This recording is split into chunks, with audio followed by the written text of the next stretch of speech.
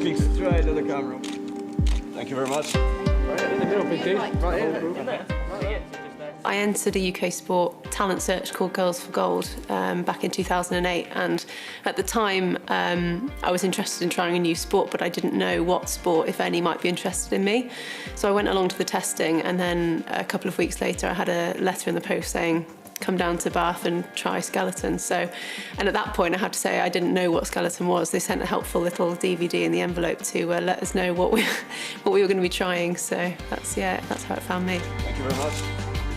I used to event, and that actually, although it doesn't seem particularly obvious, there's a lot of crossover between riding and skeleton, because a lot of both sports is about feeling what's going on underneath you, making quick decisions, having good balance and timing and rhythm and all of those things. So actually I think my background in riding really helped me take to skeleton quite quickly.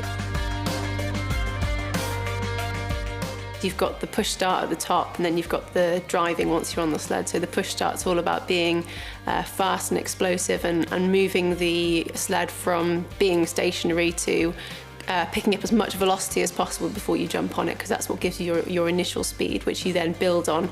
I've always had a really strong start, and that's been sort of the main tool in my armour, if you like. But I think over the last few years my driving's really progressed, and now actually some of the best results I've had have been on really technical tracks that are renowned as being more for drivers rather than pushers. So over time, the more sort of proficient you get at it, and the more you learn to enjoy it. So it becomes actually about being really calm under pressure. So everything's about being very subtle and very gentle, and you're trying to find that calm in the storm, if you like.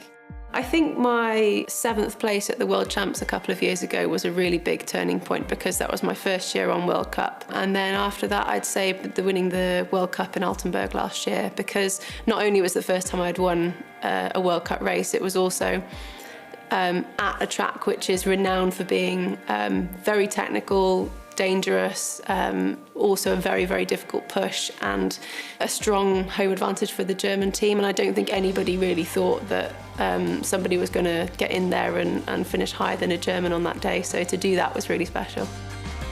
I think what Lizzie's done for the sport over the last 4 years is incredible. The fact that she went to Sochi and she won that gold medal, and the fact that she's now coming back as well and preparing to defend that is a really good thing for our sport. And on a personal level, she's a good friend of mine, and I think, as I said, we push each other on in a really positive way. It means that neither of us can rest on our laurels. We're always looking for ways to improve.